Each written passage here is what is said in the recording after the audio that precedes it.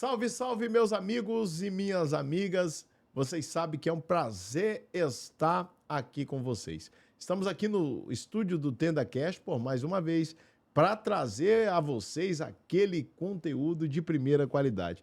Hoje nós iremos ser impactados por um testemunho. Testemunho este que é muito poderoso. Este testemunho é um testemunho, gente, que me comoveu. Quando eu comecei a ouvir parte desse testemunho, meu coração começou a pulsar dentro do peito. Gente, diante disso, eu estou aqui para apresentar para vocês mais um anônimo que tem mensagem, não tem nome, mas tem mensagem. Tem palavra, tem história.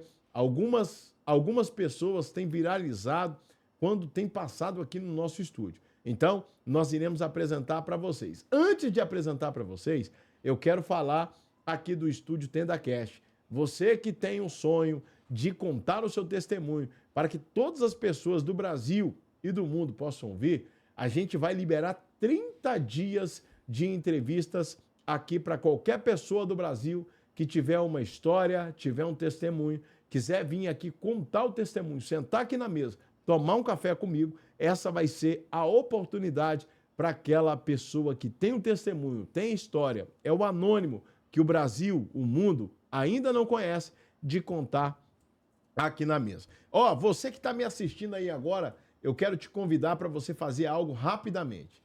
Pega a câmera do seu celular, aponta ela para esse QR Code que tá aqui aparecendo na sua telinha aqui agora e se inscreva automaticamente lá no nosso Instagram. Comece a seguir a conta da Rafael Assessoria em Seguros. Vou te explicar. A Rafael Assessoria em Seguros tem mais de 24 anos no mercado, prestando assessoria a todas as vítimas de acidente. Pessoas que trabalham em empresa, bate de carro, de moto, quebra um braço, uma perna, às vezes sofrem um acidente pessoal, um acidente de trabalho e muitas das vezes não sabe que tem direito. Aponte a câmera do seu celular, siga o Instagram. Se você se envolveu em qualquer tipo de acidente, machucou, quebrou alguma coisa, mande uma mensagem que a minha equipe vai te responder e verificar se você tem direito ou não a receber indenização. Gente, eu também não posso deixar de falar da Rafabot Automações. Vendo a necessidade do comércio, eu identifiquei aqui através da minha empresa, eu desenvolvi uma ferramenta e essa ferramenta ela serve para atender os seus clientes do WhatsApp. Você que tem uma demanda muito grande de perguntas e tem que responder os seus clientes pelo WhatsApp, aponte o QR Code, aponte a câmera do seu celular, leia esse QR Code que está aqui à sua direita e você vai ser direcionado automaticamente. Ó, esse QR Code aqui mesmo que está aparecendo, você vai direto para o Instagram da minha segunda empresa, que é a Rafabot. Você mande uma mensagem lá, que alguns dos meus consultores vai te responder e você vai contactar eles, eles vão instalar para você um robozinho de teste, você vai testar a ferramenta e vai ver que é algo útil. Gente, estou recebendo aqui no estúdio, estou sendo aqui nessa tarde lisonjeado, estou sendo aqui apresentado pelo céu, o céu está me apresentando alguém, Pastor Júnior Fernandes. Pastor Júnior, é um prazer receber o senhor aqui no nosso estúdio. Seja muito bem-vindo aqui no TendaCast. É um prazer estar contigo. Já ouvi falar muito do senhor, muitas pessoas falam do senhor, da história do senhor, e hoje chegou a hora, o momento do Brasil ouvir o testemunho, ouvir a sua história. Pastor Júnior, antes da gente adentrar para a parte da história, da entrevista, eu queria saber como foi a chegada do senhor até aqui. Foi difícil chegar aqui até o nosso estúdio? Teve dificuldade? Como foi para o senhor chegar até aqui? Então, Rafael, para mim é uma satisfação estar aqui. E a chegada foi bem tranquila, né? E a recepção de vocês aqui é fantástica, algo do céu mesmo. Eu costumo dizer que existem pessoas que nós conhecemos e existem pessoas que o céu nos apresenta.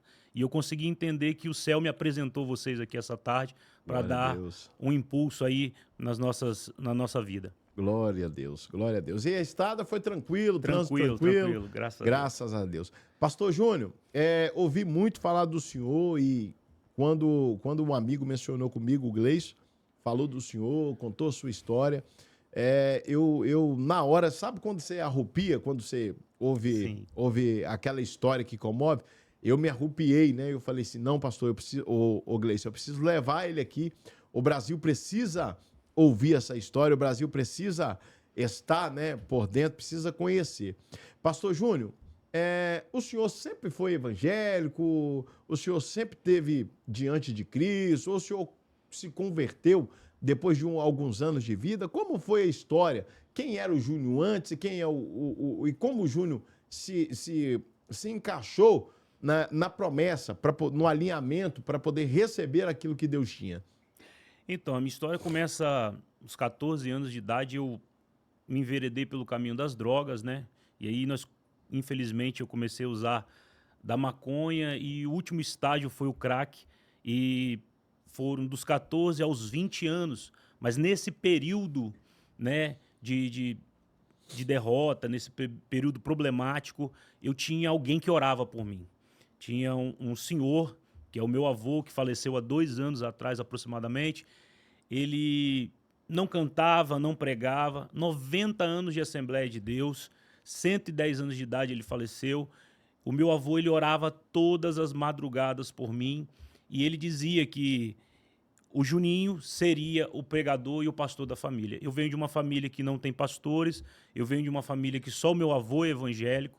Então, dentro desse contexto aí, foi que o Senhor me gerou, né? Eu fui gerado na oração, porque aquilo que é gerado na oração permanece. E Meu o meu Deus. avô era como Ana, ele clamava e orava acreditando naquilo que ninguém acreditava. Ele olhava para mim como o pregador da família, alguém que sairia para as nações. E isso foi se cumprindo está se cumprindo durante esse tempo. Eu me lembro que o meu avô, os irmãos da igreja do meu avô, que eu costumo chamar de os fofos, né? Os fofoqueiros, eles iam lá e diziam pro meu avô: ó, Juninho tá na rua, Juninho tá ali brigando, Juninho tá roubando. E ele sempre dizia: eu nunca vi o meu neto desse jeito. E uma tarde, um dos presbíteros da igreja foi lá para dar um basta nessa história e disse para ele: ó, se o senhor não der um jeito, eu vou ter que dar um jeito no Júnior. Porque ele tá lá na rua agora, tá jogado na rua, na praça, e é impossível que o senhor não tá vendo. Ele disse: eu nunca vi o meu neto da forma que você me descreve. Eu sempre vejo o meu neto quando ele dobra a esquina de terno e gravata. Meu Deus. Porque Jesus falou comigo na madrugada que o meu neto vai ser pregador do evangelho. Uau. O meu neto vai ser o pastor da família. Meu Deus, é muito forte. Seu avô, ele tinha convicção, né? Ele tinha certeza. E antes pelo que eu estou entendendo, antes do seu avô falecer, ele te viu pregando. Sim, sim. Antes dele partir, a promessa se cumpriu diante dos olhos deles. Se cumpriu. E essa é uma história, pastor, que me marca muito, porque ele faleceu com muitos anos de vida, lúcido, né? E o que me chama a atenção é que ele sempre dizia que ele não desceria à sepultura antes de me ver pregar. E os anos se passaram e 3 anos depois da minha conversão, a igreja do meu avô me convidou para ministrar lá. Meu Deus. A igreja do meu avô me convidou para ministrar lá sem saber que era o Júnior drogado. Estavam convidando agora o Júnior Fernandes, pregador. E aí, no dia que eu fui pregar, eu passei na casa dele, que é próximo, e disse para ele assim: hoje eu vou pregar na sua igreja. E ele disse: eu não perco esse culto por nada. E o que me chama a atenção, pastor, é que quando nós chegamos à igreja, ele tomou a posição dele, que era na porta da igreja, recebendo os irmãos. E ele estava ali recebendo os irmãos, e eu fui para o altar. E quando eu estava lá no altar, eu via que ele apontava para o altar. Ele falava com os irmãos e apontava para o altar. Pegava na mão dos irmãos e apontava para o altar. E terminamos a ministração e eu fui falar com ele. Eu disse: vô, por que o senhor passou quase o culto todo apontando para o altar? E ele disse para mim assim: meu filho, eu estava dizendo para os irmãos da igreja para não deixar de acreditar, porque a minha promessa está no altar. Meu Deus. A minha promessa está no altar. Uau. Então, esse é o meu testemunho, né? Uma parte dele, que eu fui gerado na oração. E o que eu posso dizer para o senhor é: a oração, ela te dá destino, ela muda cenário, a oração, ela muda qualquer circunstância na minha e na sua história. Porque eu sou fruto de um homem simples, de um anônimo, que simplesmente decidiu orar pela sua casa. Muito forte, né? Isso é poderoso. Quando pelo que eu estou entendendo, as pessoas não acreditavam, mas seu avô acreditava. Sim. E o mais difícil, né, pastor, nessa fase, nesses momentos que a gente enfrenta, é que muitas das vezes nós somos abandonados por quem a gente não espera. Às vezes, nós temos pessoas que dizem, ó, tamo junto, vamos junto, eu vou te ajudar, nós vamos conseguir vencer, nós vamos conseguir passar. E quando o momento difícil chega, muita gente vira as costas. Aconteceu isso contigo nesse processo? Dentro desse processo, todos, né, me abandonaram. Só o meu avô que não, né? A minha mãe já estava desacreditada, não que ela me abandonasse, mas ela não acreditava. E o único que acreditava, porque ele não olhava para a terra. O meu avô sempre olhou para o céu. E ele me ensinou algo que eu carrego comigo, que quando na terra se esgotam as possibilidades, Deus abre uma porta de oportunidade. Peraí. Quando na terra se esgotam Esgotam. as possibilidades, No céu se abre uma porta de oportunidade. isso é poderoso, isso aí é muito forte. Então é isso. Ele sempre me ensinou isso, que quando a terra está rejeitando, é o momento que o céu vai abraçar. E foi no momento que toda a terra me rejeitou, mas alguém do céu me abraçou. E esse abraço de Jesus. alguém do céu mudou a minha história. E hoje eu estou aqui nesse podcast para poder falar desse testemunho do que Deus fez. Amém, é muito forte. Sua história é uma história realmente de impacto, né? Pastor, o que te levou para o caminho das drogas? Na verdade, a ausência, eu não vou dizer a ausência total, né, do meu pai, porque meu pai, ele viajava muito e algumas amizades, e aí aquela questão de querer ser aceito, de querer ser visto, de querer estar no meio daqueles que tinham mais pessoas ao seu redor. Então, o que me levou para as drogas foi isso, essa questão de querer ser aceito, de querer ser visto, de querer ser lembrado.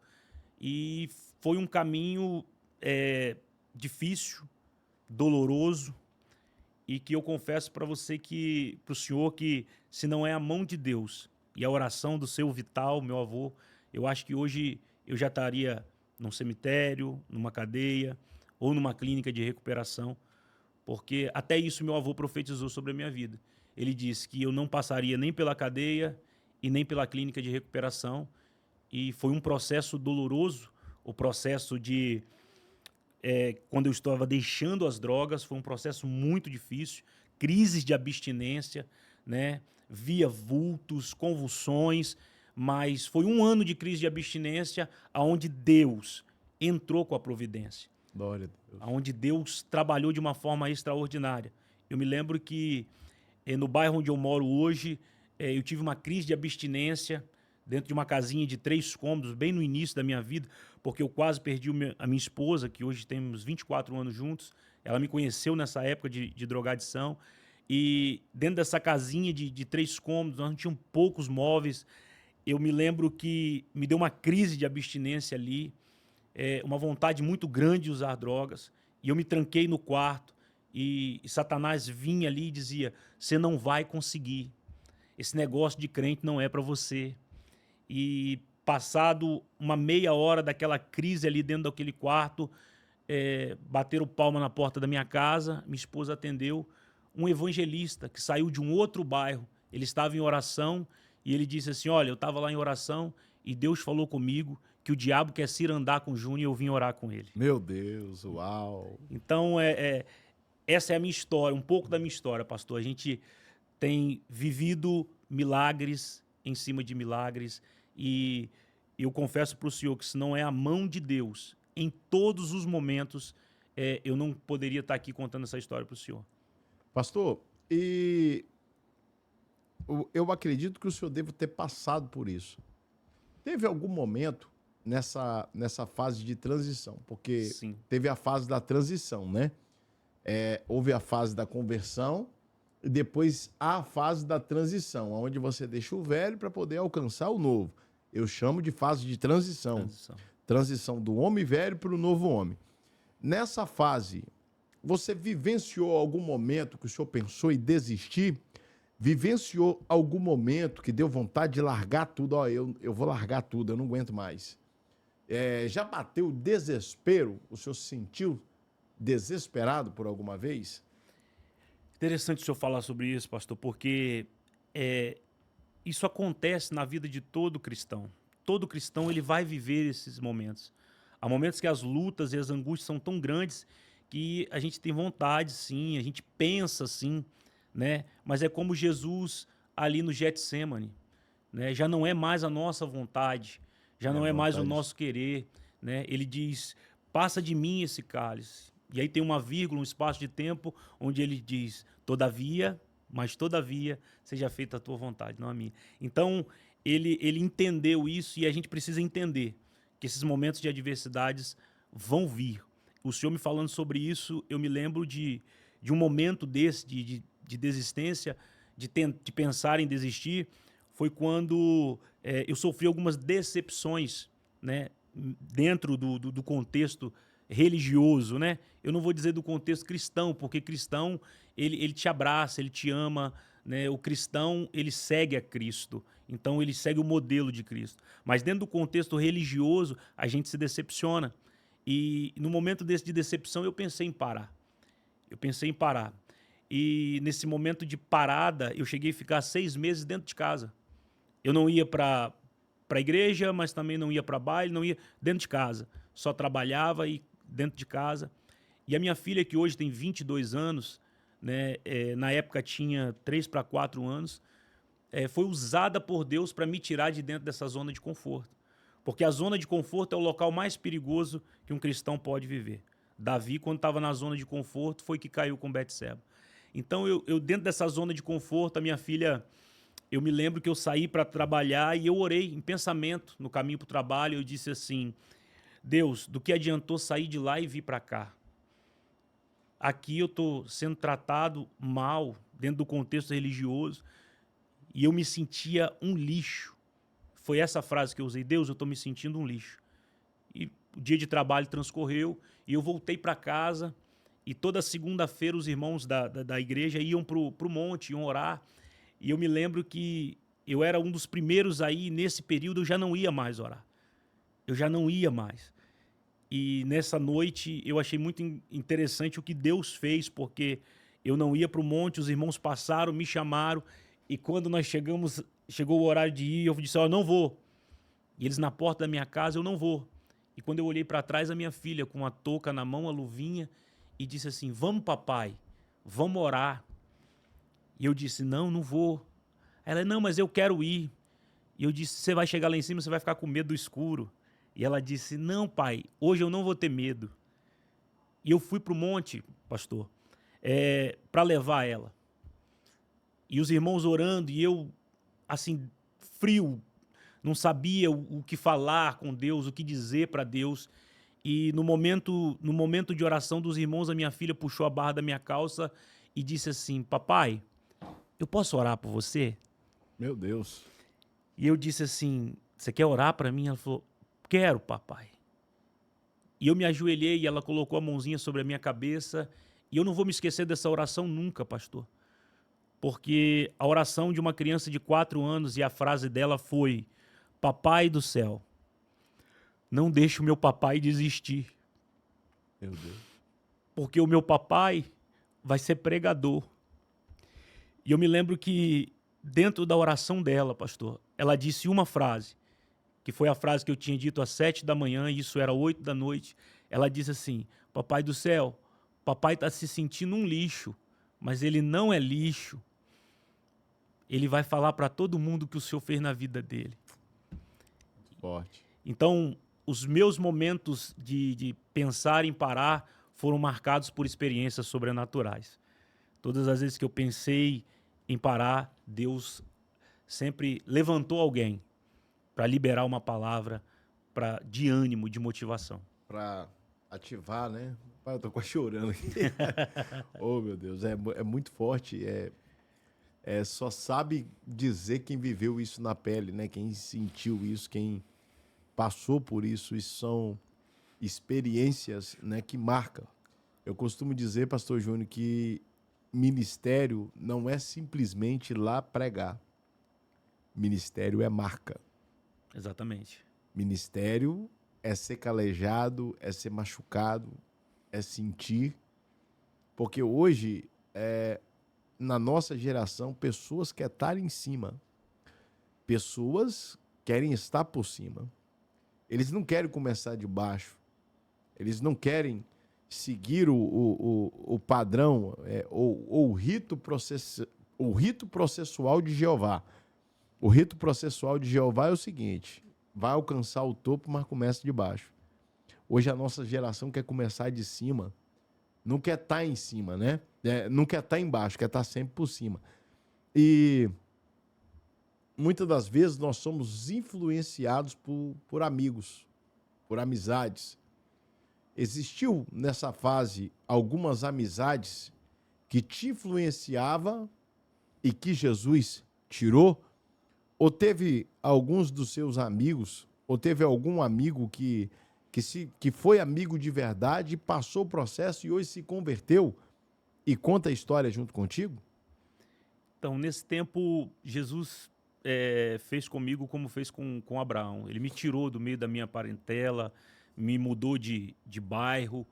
E alguns amigos, né, que eu na época achava que eram amigos, zombavam, né? Diziam, isso não vai durar, né? Eles me chamavam, né? O apelido era o Cabeça. O Cabeça não vai ficar na igreja, o Cabeça não vai conseguir. Porque dentro desse contexto dessas amizades que eu tinha, eu era um dos piores, né?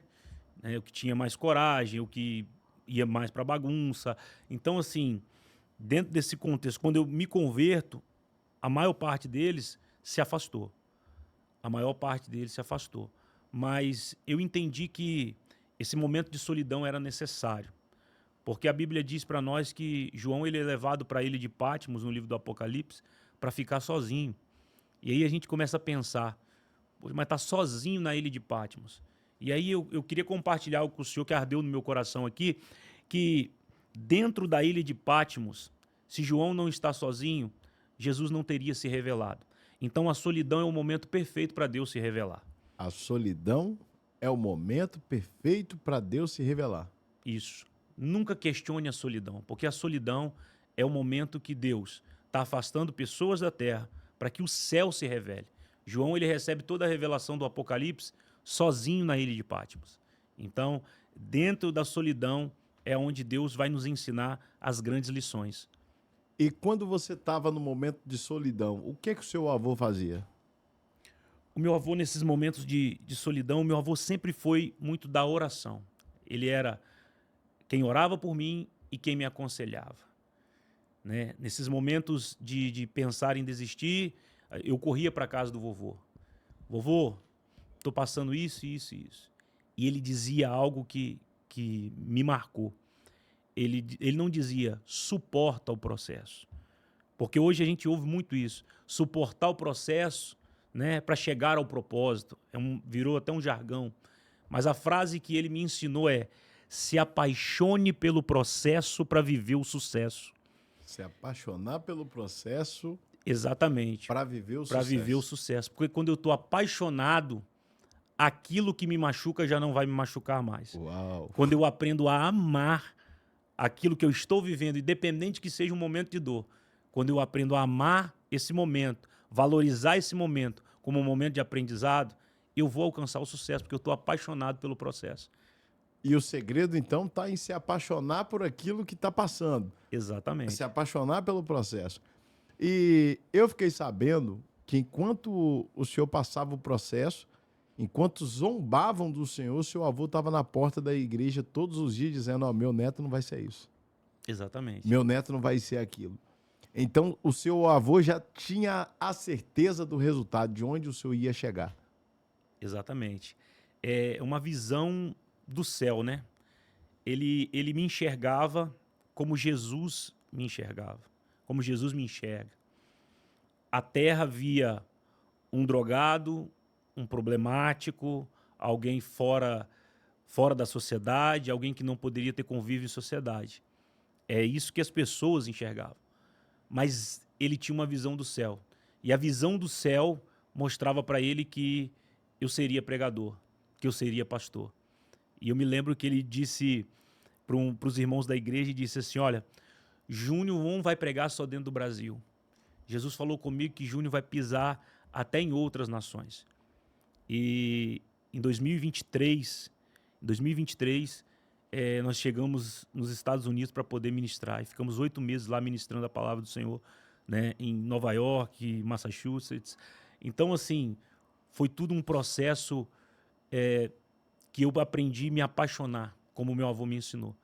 Porque se eu não me apaixonasse dentro desses processos de solidão, rejeição, perdas, né, respostas amarelas, portas fechadas, se eu não me apaixonasse por todo esse processo, talvez eu não teria chegado ao sucesso. E eu sei que eu ainda não cheguei a lugar nenhum, né? Mas para quem saiu da rua, para quem saiu do crack e está no altar, a mudança é muito grande. Meu Deus, é muito forte, né? Muito forte porque alguém que ninguém acreditava, Deus pega. Deus, ele é muito, muito tremendo, né? Eu costumo dizer que Deus, ele nos surpreende. Eu já vi um pregador falando, ó, Deus é sinistro, Deus e verdadeiramente Deus, ele é sinistro. Ninguém entende Deus, ninguém consegue prever o que é que Deus ele tem preparado. Porque Deus te pegou do nada, da sarjeta, hoje fez do Senhor alguém, e o Senhor já me disse que já pregou fora do país, fora do Brasil. Então o Senhor é um pregador internacional, o Senhor é um pregador que o Senhor já atende agendas fora, Sim. fora do nosso país, né? É você aí que precisar de um pregador para o seu congresso, aqui a gente recomenda o pastor Júnior Fernandes, tá? Logo mais a gente vai deixar o arroba dele aí, você que tem aí a sua festividade da sua igreja, tá aí um homem de Deus que tem um grande testemunho e tenho certeza que a sua igreja será impactada com a história desse homem. Pastor Júnior, e como foi a experiência de chegar nos Estados Unidos? O senhor disse, né, que foi para os Estados Unidos, chegou nos Estados Unidos, passou na memória quem o senhor era quando o senhor pisou nos Estados Unidos? Sim, a primeira coisa que me veio à memória foi todos esses momentos de dores, né? Porque muitas das vezes a gente está nessa situação e lutando para sair dela, né? Nem todo mundo que está nas drogas se acomodou ali ou quer estar ali. Nem todo mundo que está nas drogas está dizendo, não, isso aqui está confortável. É uma luta diária contra você mesmo. E essa luta diária que a gente tem que vencer, eu me lembrei dessas lutas. E quando eu cheguei dentro do aeroporto, que eu aterrissei no aeroporto de Nova York, eu lembrei do meu avô. Eu lembrei dele porque foi a única pessoa, numa família que o meu avô teve 12 filhos, 24 netos, vários bisnetos. Dentro do contexto familiar, o único que acreditou foi ele. Dentro do contexto religioso, dos irmãos da igreja, né, do meu avô, o único que acreditou foi ele. Então, assim, uma pessoa de fé, né, que mudou a minha história. Então, a fé é isso. A fé é só o substantivo. Crer é o verbo. Então, meu avô, ele tinha a fé, que é o substantivo, mas ele resolveu crer, colocar a fé dele em ação. Porque não adianta só eu ter o substantivo, eu preciso ter o verbo, porque fé sem ação não adianta de nada. E ele acreditou, e quando nós chegamos nos Estados Unidos, eu me lembrei dele, mas infelizmente, nessa época, ele já não estava mais com a gente, né? Já não estava mais, o Senhor já tinha recolhido, mas depois que eu me converti, ele ainda ficou 15 anos ainda, ele me viu pregar durante 15 anos, já tem 17 anos que eu prego o evangelho, e ele me viu pregar durante 15 anos, e todas as vezes que eu volto de uma agenda ou que eu saio para atender alguma agenda, isso ainda me dói um pouco porque eu passava na casa dele antes para pegar um conselho, eu ia lá para dar um abraço ou para receber uma oração e na volta fazia da mesma forma. Eu vinha para falar com ele e ele não foi só um canal de Deus, mas foi alguém que me instruiu. Todas as vezes que eu pensava que eu era alguma coisa, ele me puxava. Eu me lembro que quando eu fui separado ao presbitério, eu cheguei lá e para contar para ele, disse assim, vovô, agora eu sou presbítero, agora eu vou sentar no altar. E ele disse, senta aí, rapaz, deixa eu te ensinar algumas coisas a respeito de reino.